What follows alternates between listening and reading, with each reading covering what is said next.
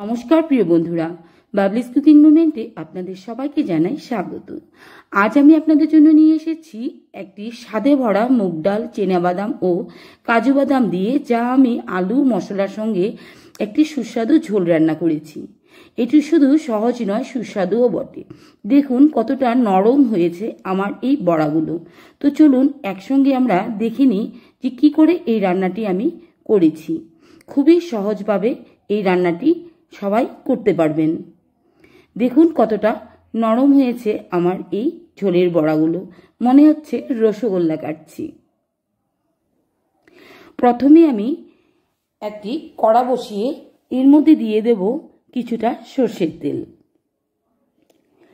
তেল ভালো মতন গরম হয়ে গেলে দিয়ে দিচ্ছি তেজপাতা, শুকনো লঙ্কা আর দিয়ে দিচ্ছি 1 চামচ গোটা জিরে। জিরে ফুটে উঠলে এর মধ্যে আমি দিয়ে দিচ্ছি বেটে রেখেছিলাম জিরে বাটা 1 চামচ, আদা বাটা 1 চামচ, 1/2 চামচ লঙ্কা বাটা, কাঁচা লঙ্কা আমি বেটে নিয়েছিলাম, স্বাদ মতো নুন আর 1 চামচ হলুদ দিয়ে আমি তেলের সঙ্গে মশলাগুলোকে মিলিয়ে নেব। বন্ধুরা, আপনারা যদি মশলাগুলো পাটায় বেটে নিতে না চান, আপনারা গুঁড়ো মশলাও দিতে পারেন। আমি কিন্তু বেটে নেওয়া মশলা দিয়ে রান্না করতেই পছন্দ করি। মশলাগুলো একটু ভালো করে ভেজে নিয়ে এর মধ্যে আমি কেটে নিয়েছিলাম আলু, তা আমি দিয়ে দিলাম। এখানে আমি মিডিয়াম সাইজের 2টো আলু ডুমো ডুমো করে কেটে নিয়েছি। মশলার সঙ্গে আমি আলুগুলোকে মিলিয়ে একটু নেড়ে চেড়ে ভেজে নেব। এরপর আমি এর মধ্যে দিয়ে দিচ্ছি 1 চামচ ধনে গুঁড়ো আর কাশ্মীরি লাল লঙ্কার গুঁড়ো।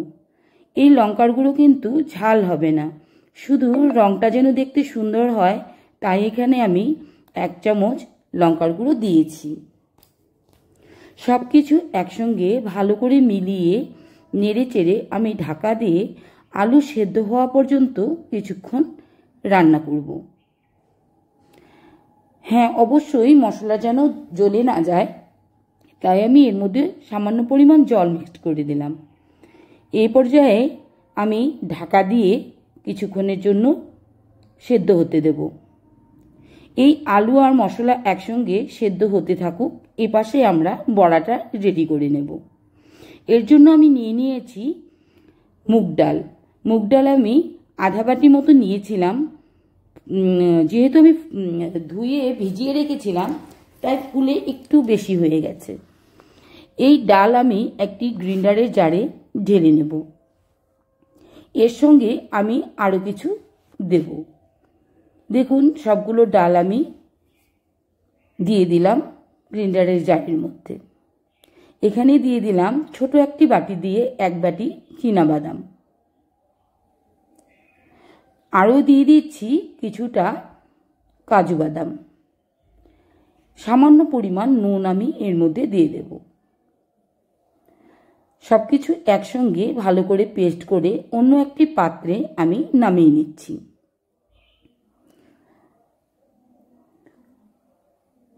পরিষ্কার করে নামিয়ে এবারে আমি ভালো করে কিছুটা সময় ধরে ফেটিয়ে নেব। আপনারা চাইলে হাত দিয়ে না ফেটিয়ে অন্য কিছু দিয়েও ফেটিয়ে নিতে পারেন। আমি হাত দিয়েই করে নিচ্ছি।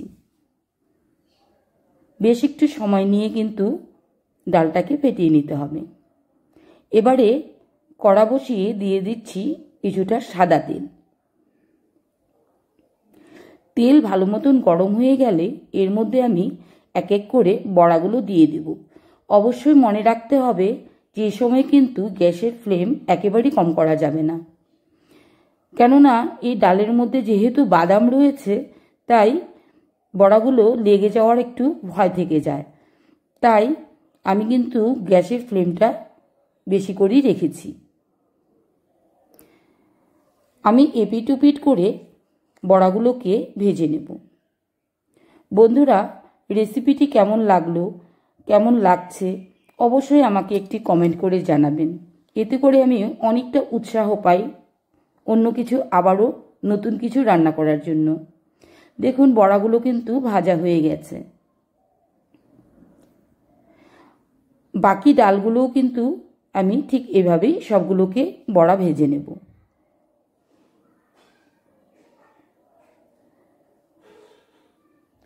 বন্ধুরা, আমার এই চ্যানেলে যদি আপনারা নতুন হয়ে থাকেন, প্লিজ চ্যানেলটিকে সাপোর্ট করবেন, সাবস্ক্রাইব করে পাশে থাকবেন আর পাশে থাকা বেল আইকনটি প্রেস করবেন।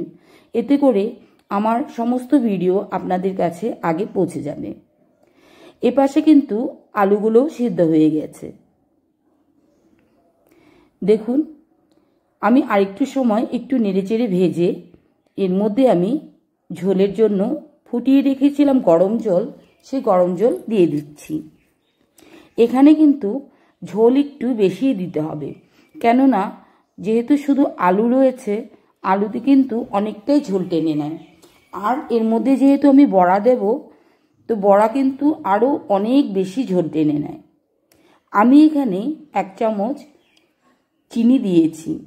আপনারা চাইলে চিনিটা স্কিপ করতে পারেন, কিন্তু যেহেতু আমি একেবারেই নিরামিষ রান্না করছি, এখানে চিনি দিলে এই ঝোল কিন্তু খুব সুন্দর হয় খেতে। সব বড়াগুলো ভেজে রেখেছিলাম, আমি সবগুলো বড়া এর মধ্যে দিয়ে ঝোলের মধ্যে একটু ডুবিয়ে দেব। 5 মিনিট মতন আঁচ বাড়িয়ে আমি ঝোলটাকে জাল করে গ্যাসের ফ্লেমটা কম করে দেব। ঝোল ভালো মতন জাল হয়ে গেলে এর মধ্যে আমি বেটে নিয়েছিলাম গরম মশলা, যেখানে রয়েছে এলাচ, লবঙ্গ আর দারচিনি। গরম মশলা দিয়ে আমি কিছুটা ঘি এর মধ্যে ছড়িয়ে দিলাম। এ পর্যায়ে রান্নাটি কিন্তু হয়ে গেছে।